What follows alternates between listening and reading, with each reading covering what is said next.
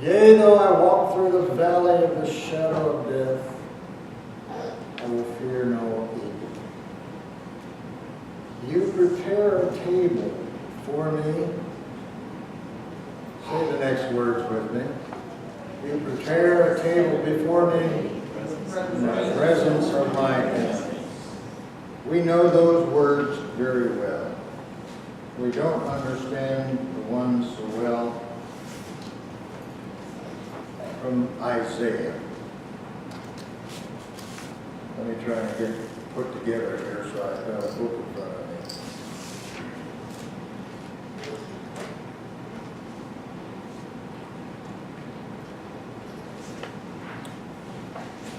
As I tried to help the children understand, Isaiah was absolutely exuberant about a party. He was standing on the mountain in Jerusalem, no doubt. That was the mountain that was important to everybody, Mount Zion, Jerusalem.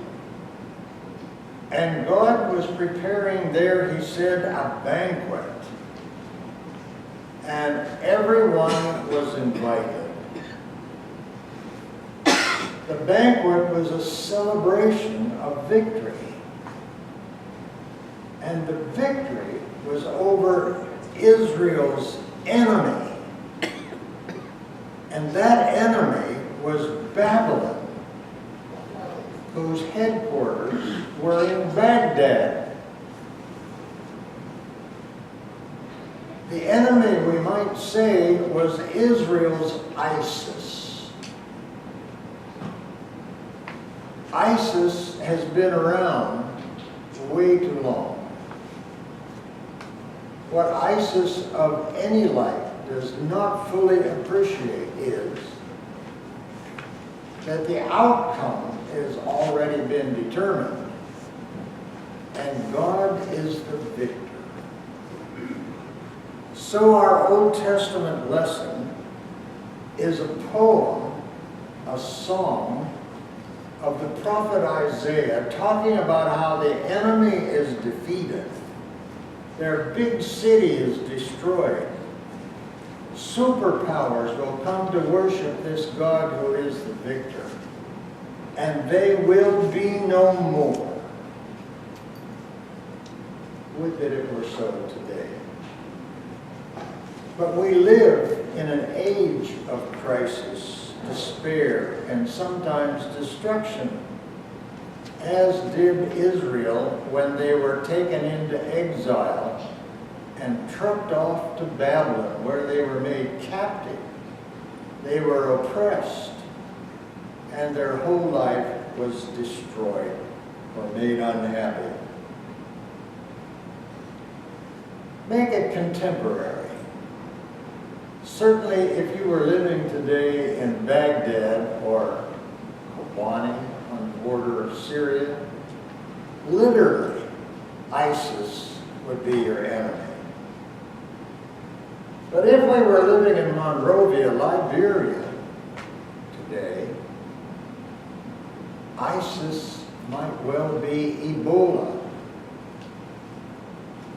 Or if you were on the island of Okinawa or in the city of Tokyo, the ISIS enemy is that terrific typhoon Wanfo.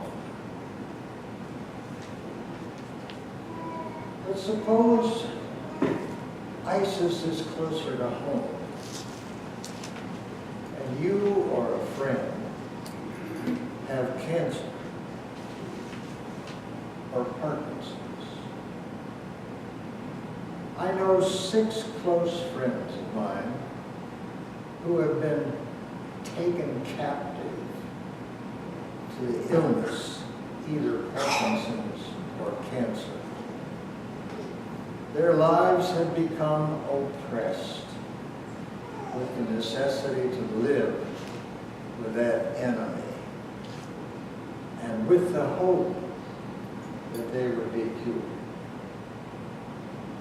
Perhaps you're one who's in remission or got a clear bill of health. It's time for a party when that kind of thing happens. And we who tend to be faithful and spiritual and concerned about that life are forever confronted with the ISIS-like enemy of cultural secularity. The world is forever confronting us with opportunities to be unfaithful. And so it is that this Old Testament prophecy from Isaiah, as well as the parable that Jesus tells, involves two things. One, the enemy is overcome. And two, you are invited to God's banquet of victory. Now let's recognize that Isaiah is talking poetically, in metaphors, in images, in hints, in order that we get the message and its meaning. If we try and take it too literally, either the prophecy of Isaiah or the parable of Jesus, we find ourselves in difficulty. We may come up with a meaning, but we miss the message.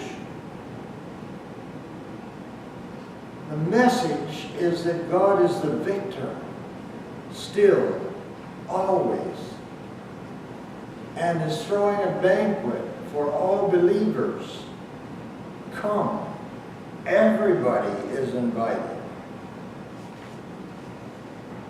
So the enemy gets destroyed. The city is wiped out. The enemy is no more. Would that it were literally so. But in the meanwhile, we must believe that God prevails in the midst of the world's disasters and dangers and death and destruction. And what's more, to the extent possible, God provides for the people. The poem that Isaiah conveyed said that he looks after the poor, providing food, shelter from the heat and from the cold. The message is that God's keeping, it is God in control, and the outcome is determined.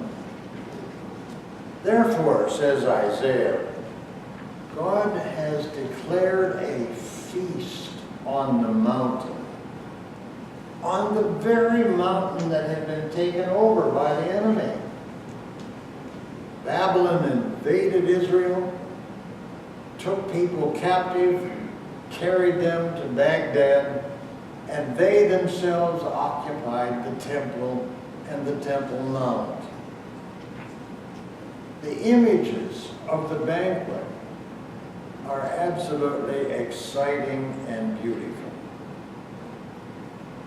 You're going to have good wine and fat food and marrow. Troy beat that next week with the invitation you gave for the food in the fellowship hall. That's better than a Mount Zion carry-in. It's important to understand that the mountain is a great symbol.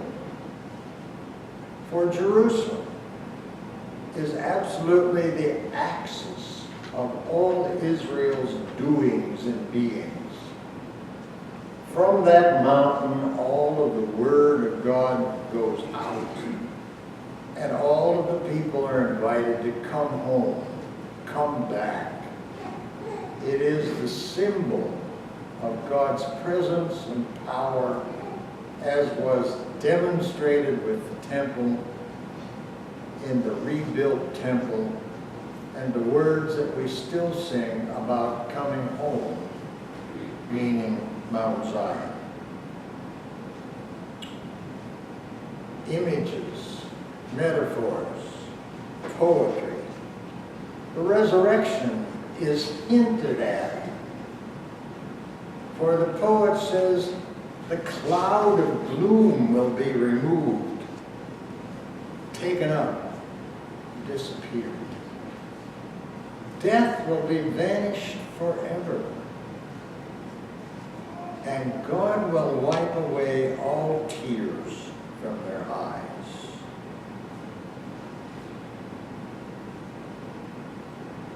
Life in the presence of the enemy.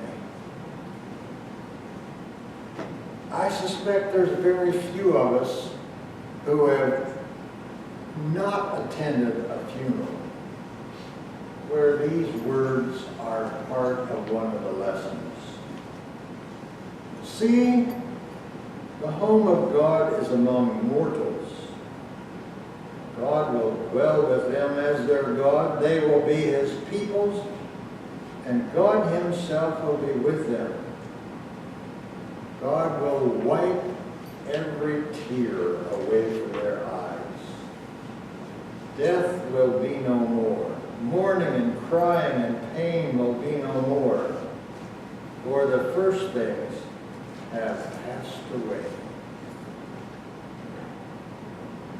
So from the prophetic poem of Isaiah to the parable of Jesus to the final vision of John, victory has been ascertained. The enemy is warned of the enemy's defeat. A banquet is prepared. It is a banquet of hope. And every Sunday, that banquet is set before us. And in the words of the South Carolinian, God says, y'all come.